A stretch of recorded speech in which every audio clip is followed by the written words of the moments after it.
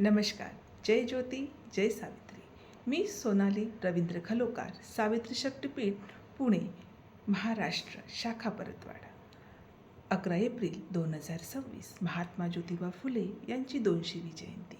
त्यानिमित्ताने महात्मा फुले यांनी अखंडाद्वारे मोठे प्रबोधनात्मक कार्य केले.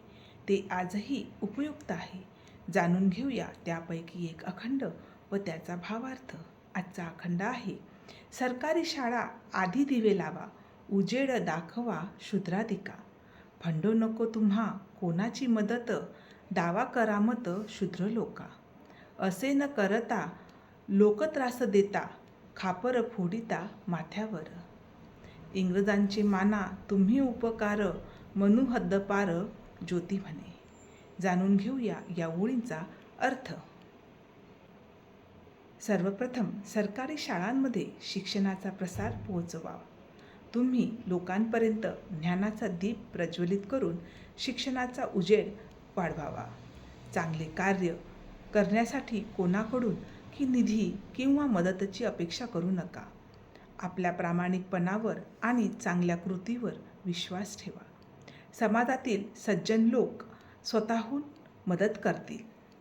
जर असे चांगले केले नाही आणि उलट लोकांना त्रास दिला तर त्यांचे दोष किंवा अपयश दुसऱ्यांच्या माथी मारण्याचा प्रयत्न करू नका.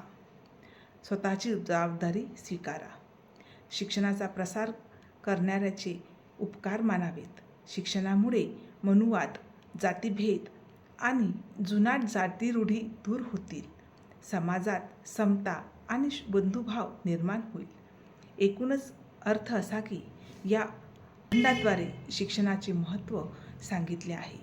सरकारी शाळांमध्ये ज्ञानाचा प्रकाश पोहोचवून सर्वांना शिक्षण मिळावे, जातीभेद आणि अंधश्रद्धा दूर व्हाव्यात, तसेच समाजात समानता आणि प्रगती निर्माण व्हावी, असा संदेश या ओळीतमधून दिला आहे.